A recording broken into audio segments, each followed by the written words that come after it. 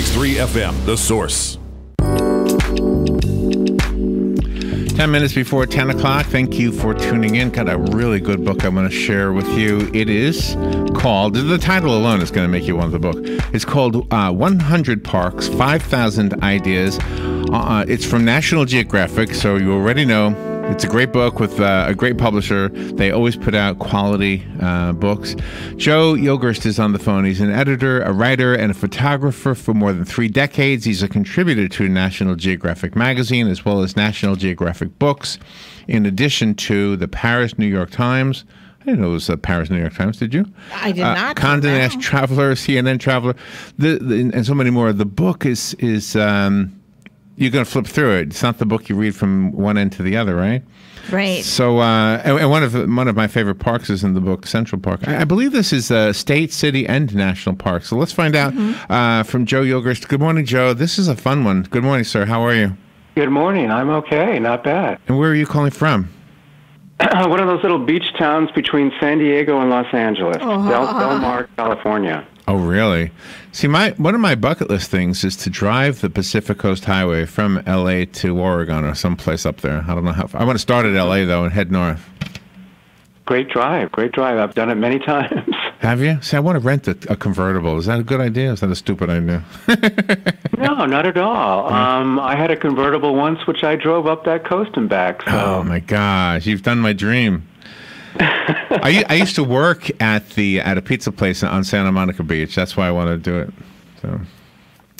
So tell me about the book. Central Park is in the book. I was surprised to see Central Park, actually. That's where I'm from. And so tell me about the parks that you chose and why they were chosen. Well, National Geographic is famous for its National Parks book, which it's been doing for 30, 40, 50 years. And we just decided to do something a little bit different this time. Rather than just doing national parks, we thought, well, there's a lot of great parks that are not federal. What about state parks? What about city parks? What about national forests and national wildlife refuges? So we put together a short list that included all those things. And they're not necessarily the 100 best parks in North America, but they're 100 parks that represent the variety of parks that you can visit in the United States and Canada. So that's how the book came about, and how we had 8 different big city parks in there, like Central Park in New York. Is that right? You also have Griffith Park. I'm somewhat familiar with that. I have a question about it. I haven't been there in so long. Does the observatory and the skyline really appear like in the same photograph, or is that photoshopped? No. If you stand at the right place, the skyline is behind it. You can also see the Hollywood sign behind it from another angle, but you have to know where to go on the mountainside behind the observatory. Oh, okay. To get that special shot. Oh my gosh, I remember it with trees all around it. It's been so long ago. Tell me about your favorite ones. You have a favorite one in the book? Well, the park that I've been going to the longest, and I guess is closest to my heart, is Yosemite. Having grown up in California, it was the first national park I ever went to, camping with my parents when I was a little kid. And I remember it was the first place I ever saw a bear in the wild. Oh my gosh. And my mother being from Arizona, we spent a lot of summers there. So I also went to the Grand Canyon a lot. And, as a teenager, I did the backpacking thing to the bottom and out again. And I've done a river trip there and everything. So those are the 2 that I've visited the most and that I've been going to the longest. A lot of the parks that I tend to really like are the ones that I was to last. And the last park I did for this book was actually Adirondack Park in upstate New York, which I'd never been to that part of New York before, and I sort of fell in love with that, fell head over heels for the Adirondacks. It's an amazing space, yeah. Yeah, and do the amenities play a role in why they were chosen? An amenity would be, for example, what is that thing in the observatory in Griffith Park? I mean, every park doesn't have an observatory, which is really cool. In Central Park, I guess there are so many different amenities. There's the canoeing and the what else is in Central Park? The bicycling and all that. Right? Oh yeah. Right? There's also the Met. There's also what? The Metropolitan Museum of Art is in Central Park. Oh, right. Where is it? And you've got the castle there and the restaurant, and it's just and renting bicycles to ride around the whole thing. It's really amazing. Yeah. And the zoo. Ice skating in the winter, the Central Park Zoo, which is a great little zoo. And what's left of the Vanderbilt Mansion that used to be on Fifth Avenue, they took the gateway to the Vanderbilt Mansion when they tore it down and moved the gateway across the street into Central Park. And so there's a lot of things in Central Park. It really is one of the great parks in the whole world because there's so much to do there. Tell me about the, I'm flipping through it, so I'm just going to kind of pick one at random. The Oliver and Wilbur Wright statues that I'm looking at right here, that's got to be Kitty Hawk, obviously, right? Yes. Mm-hmm. So what is there besides that statue? Well, it's Cape Hatteras National Seashore, and this is a separate monument that memorializes the Wright brothers and their first powered flight.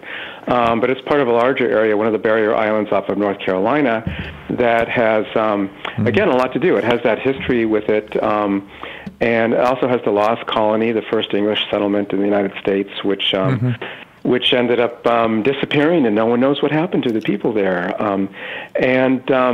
Great beaches, and on the inside, the sound side of it is great fishing, kayaking, boating, things like that. It's another. We kind of look for parks that had multi-dimensional aspects to them, and that is one of the parks on the North Carolina barrier islands that really has that multi-dimension. The photographs are so beautiful. There's a wild iguana photograph. I just love the iguana. The people in South Florida, they're not happy with them, but I love them. No. They'll come out and they'll kind of visit with you, especially if you have Cheetos. They love Cheetos. I love them too, and certainly encountered a number of them when I was doing the South Florida parks. When I was staying on Key Largo visiting John Pennycamp, the place I was staying there had a number of iguanas, which had a tendency to drop out of the trees onto you when you were lying on the beach. And, that never happened to me. Oh my gosh. Was it cold out? Is that why? No, it happened to my wife. It was actually when I was off at John Pennycamp snorkeling on the reef there, the amazing reef there.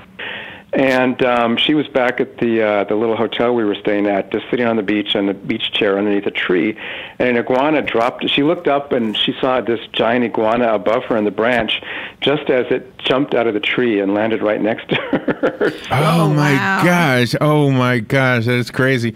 Here's a scary one. There's a full 2-page spread photo at Daredevil's stand atop Eichhorn's pinnacle at 10,000. These two guys standing on top of this rock. I mean, oh my gosh, that's crazy. Well, there's a lot of places you can do that, especially the Grand Canyon has a lot. The Grand Canyon, by the way, celebrates its 100th anniversary as a national park on February 26th. So it has its anniversary coming up at the end of next week.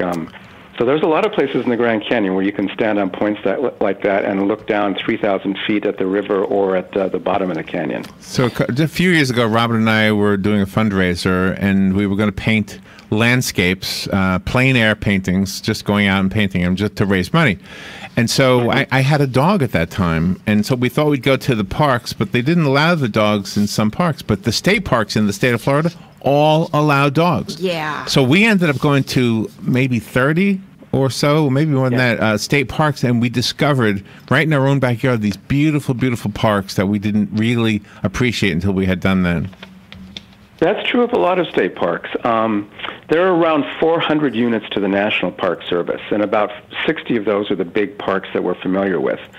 State parks, there's between 8,000 and 10,000 of them across the nation, and they tend to get overlooked because they're right down the road from us, and we kind of think, oh, maybe I should go to the Great Smoky Mountains or Acadia up in Maine or wherever it might be instead of the state park down the road.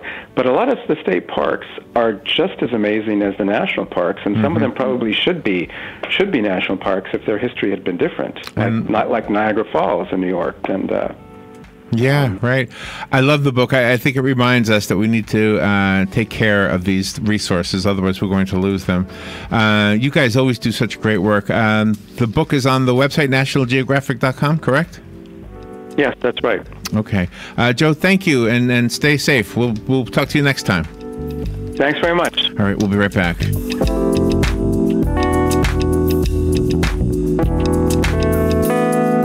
Broadcasting from the Paddock Mall Studios, this is WOCA, Ocala, Gainesville, The Villages, 1370.